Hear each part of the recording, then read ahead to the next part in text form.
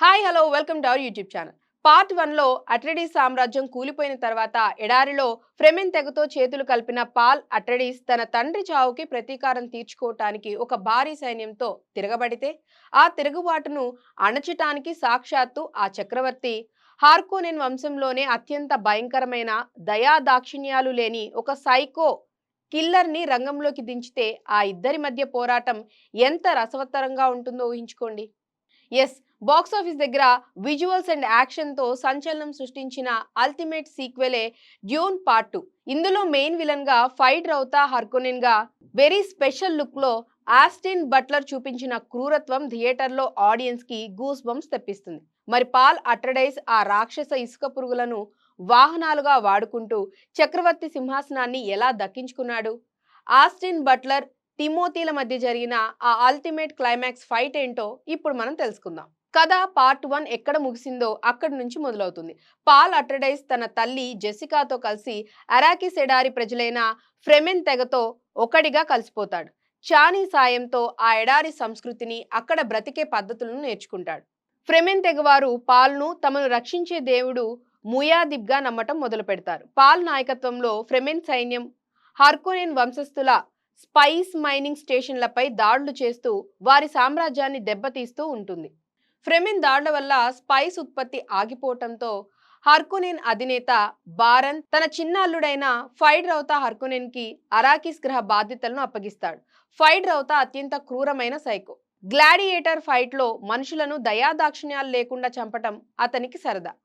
Austin Buttler తన విలక్షణమైన body language, dialogue డెలివరీతో ఈ పాత్రలో భయాన్ని పుట్టిస్తాడు.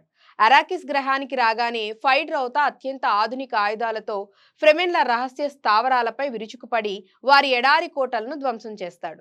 ఫైడ్ రౌతా దాడుల వల్ల ఫ్రెమెన్ సైన్యం తీవ్రంగా నష్టపోతుంది. దాంతో పాల్ తన భవిష్యత్తును పూర్తిగా చూడటానికి అత్యంత ప్రమాదకరమైన లైఫ్ వాటర్ను తాగుతాడు. ఆ విషాన్ని తాగిన తర్వాత పాల్కి భూత భవిష్యత్తు వర్తమాన కాలాలు పూర్తిగా కనిపిస్తాయి. తన తల్లి జెసికా నిజానికి విలన్ అయిన బారెన్ హార్కోనెన్ కూతురనే షాకింగ్ నిజం పాల్కి తెలుస్తుంది. తాను కేవలం అరాకిస్ ని కాపాడే వ్యక్తి మాత్రమే కాకుండా విశ్వాన్నే ఏలబోయే పాలకుడని ప్రకటించి చక్రవర్తికి నేరుగా సవాల్ విసురుతాడు. దాంతో సాక్షాత్తు విశ్వాన్నే ఏలే చక్రవర్తి తన సైన్యంతో ఫైడ్ రౌతాతో కలిసి అరాకిస్ గ్రహానికి ల్యాండ్ అయ్యే ఇంటెన్స్ సీన్ తో కథ క్లైమాక్స్ వైపు నడుస్తుంది. ఇక సెకండ్ హాఫ్ లో వచ్చే యుద్ధ సన్నివేశాలు హాలీవుడ్ హిస్టరీలోనే వన్ ఆఫ్ ది బెస్ట్ గా నిలుస్తాయి. పాల్ అట్రెడైస్ వందల అడుగుల పొడవున్న రాక్షస ఇసుక పురుగుల సైన్యంతో చక్రవర్తి మరియు హర్కోనెన్ దళాల బేస్ క్యాంప్ పై దాడి చేస్తాడు. ఫ్రెమెన్ సైన్యం తుఫానులా విరుచుకుపడుతుంది. పాల్ నేరుగా లోపలికి వెళ్లి తన తండ్రి చావుకి కారణమైన బారన్ హార్కోనెన్ ను చంపేస్తాడు. చక్రవర్తి లొంగిపోక తప్పని పరిస్థితి వస్తుంది.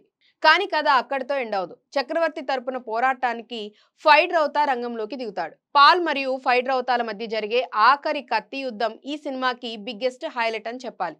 ఆస్టిన్ బట్లర్ తన సైకో యాక్టింగ్ తో పాల్ ని చావు అంచుల వరకు తీసుకువెళ్తాడు. కానీ చివరి క్షణంలో పాల్ అత్యంత తెలివిగా ఫైడ్ రౌతాను పొడిచి చంపేస్తాడు. చక్రవర్తిని మోకాళ్లపై ఉంచి అతని కూతురిని పెళ్లి చేసుకొని తనే కొత్త చక్రవర్తిగా పాల్ సింహాసనాన్ని అధిష్ఠిస్తాడు. అయితే విశ్వంలోని మిగతా మహాసామ్రాజ్యాలు పాల్ని చక్రవర్తిగా అంగీకరించవు. దాంతో పాల్ వారిపై పవిత్ర యుద్ధానికి సైన్యాన్ని పంపడంతో చానీ బాధతో ఎడారిలోకి వెళ్లిపోవటంతో డ్యూన్ 3కి మైండ్ బ్లోయింగ్ లీడ్ ఇస్తూ పార్ట్ 2 ఎండ్ అవుతుంది.